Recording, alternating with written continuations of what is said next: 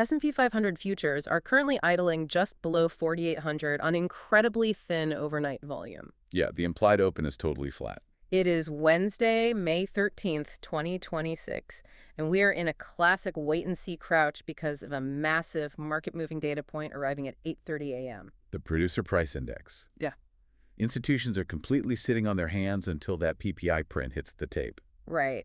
And our mission for this deep dive is to cut through that pre-market jitteriness. Because there's a massive hidden tug-of-war happening right now. Exactly. We've got the explosive hype of the AI boom pulling one way and the cold, hard gravity of returning inflation pulling the other. Which is why pre-market volume is basically non-existent. No portfolio manager wants to commit serious capital right now.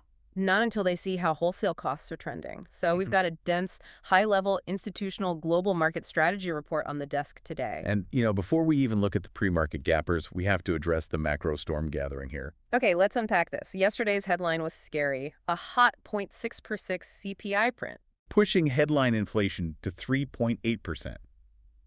Which is sticky. Very sticky.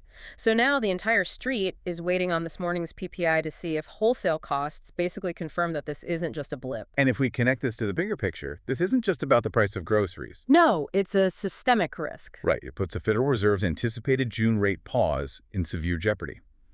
Which brings us to what the report calls the double vice. Yeah, this is the real macro threat right now. Because I'm looking at these two alarming metrics in the data. The 10-year Treasury yield hitting a cycle high of 4.46%. Highest we've seen since July of 2025. And alongside that, the U.S. dollar index, the DXY, extending its gains to 98.40. It's a brutal combination for equities. But let me push back on that for a second. Why does this matter so much to your portfolio? Well, Because, is a rising 10-year yield basically like gravity for tech stocks? Like, the heavier it gets, the harder it is for these high-flying tech valuations to just stay in the air. that is exactly what it is.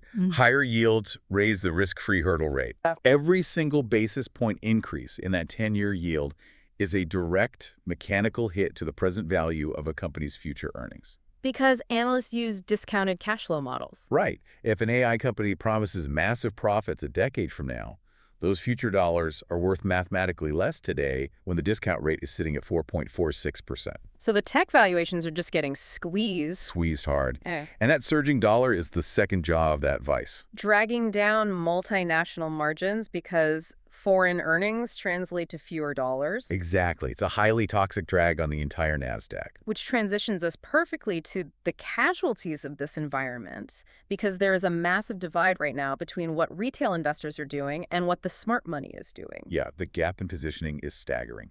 The report highlights this phenomenon.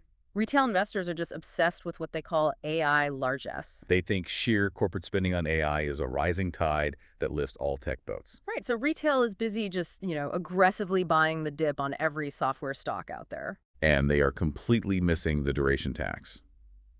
Break that down. What is the duration tax? Well, because inflation is sticky at 3.8%, the Fed can't cut short-term rates. Okay. So this leads to something called a bear steepener in the bond market.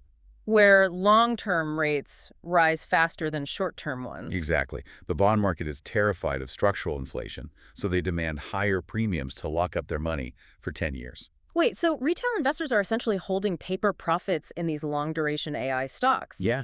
And those profits are just mathematically incinerating because of that 4.46% discount rate. That's the duration tax in action. What's fascinating here is how institutions are reacting. Or rotating out, right. Quietly, yes.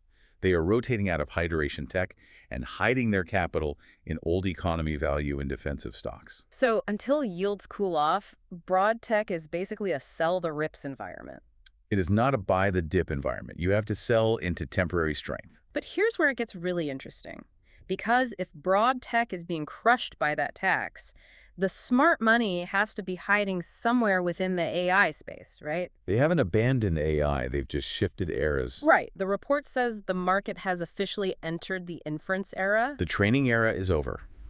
Hoarding processing power just to train models takes months. And nobody cares if training takes an extra hour. Exactly. But the inference era is about live applications. Algorithmic trading, live healthcare diagnostics. Autonomous vehicles, you need sub-millisecond latency. So the real money is rotating into AI networking and infrastructure. because you can't achieve those speeds without a completely upgraded physical backbone.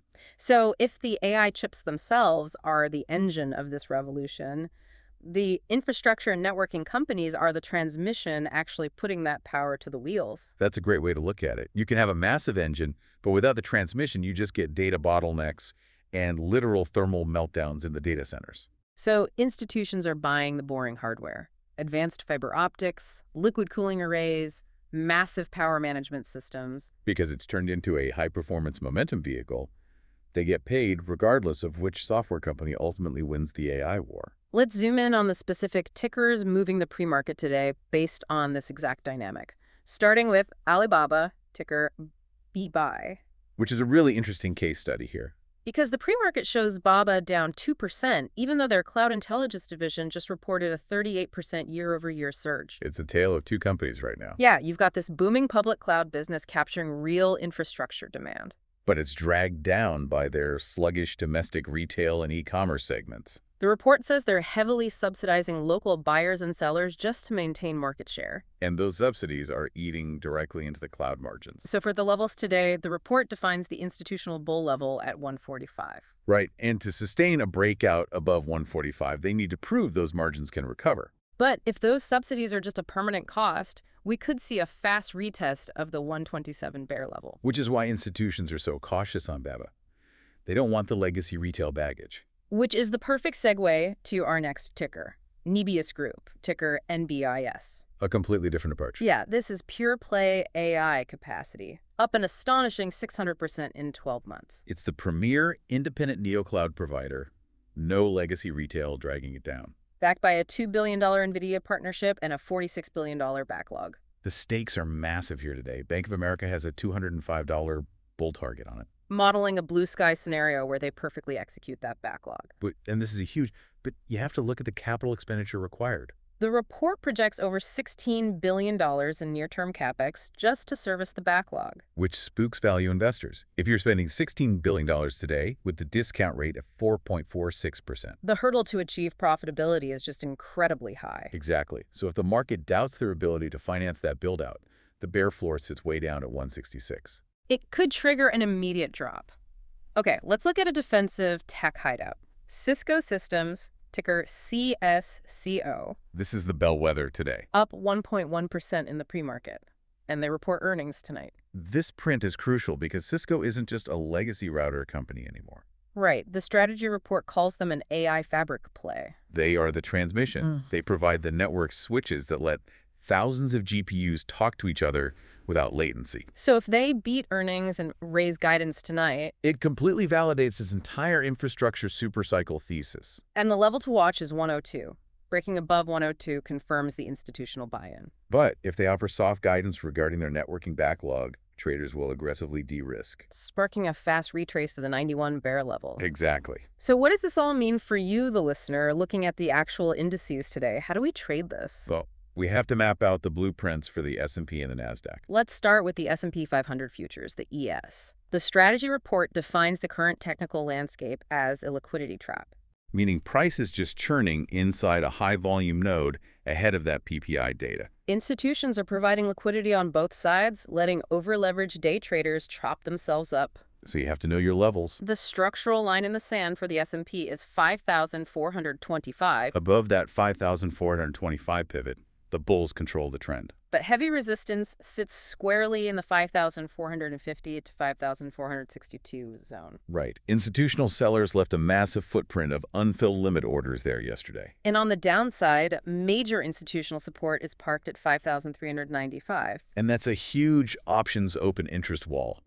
Market makers are fully hedged there. But if 5,395 breaks, the hedges get pulled. Liquidity vanishes. Resulting in a mechanical flush down to 5,360. Just a sheer drop because no one is stepping in to catch the knife. Okay, looking at the Nasdaq 100, the NQ, it feels even heavier, stalling right at its 20-day moving average. This is that double fights applying maximum mechanical pressure on tech. The report warns of a false breakout scenario here. Institutional algorithms sold heavily into the rally yesterday, right before the close. So the absolute must-hold line in the sand for the Nasdaq is 18,850. If they defend that and reclaim 19,020, we are looking at a massive gamma squeeze. Pushing the index straight to 19,150, Let's briefly break down that gamma squeeze mechanic. So if retail floods in buying out of the money calls above 19,020, the market makers who sold those calls take on huge upside risk. So to stay delta neutral, they are forced to buy the underlying Nasdaq futures. And as the price rises, they have to buy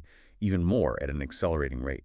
It's a violent feedback loop, but the downside is just as brutal. Right, if it fails to hold and breaks structural support at 18,710, It triggers a systemic cascade of algorithmic stop losses. pushing the NQ straight down to 18,500. So the tactical takeaway for today is simple. Be patient. Do not chase the mid-range. Don't play inside the liquidity trap. Only engage at the extremes of these support and resistance boundaries, and watch out for a surprise headline during the New York lunch hour. When volume thins out midday, one inflation headline can spark a massive gap and go move. We covered a lot of ground today.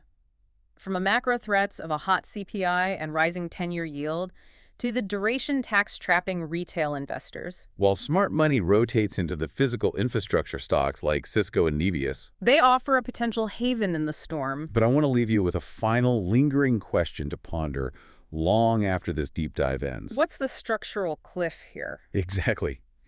If the massive capital expenditures pouring into AI physical infrastructure are currently the only safe harbor keeping this market afloat, what happens to the broader economy in a few years when the physical build-out of that AI backbone is finally complete? When those massive $16 billion hardware checks simply stop being written. The software has to eventually generate enough tangible profit to justify the cost, or the entire model collapses. It's the ultimate duration risk. Thank you for joining us on this deep dive. Map out your levels and wait for the data. Keep an eye on that producer price index print at 8:30 and stay sharp out there.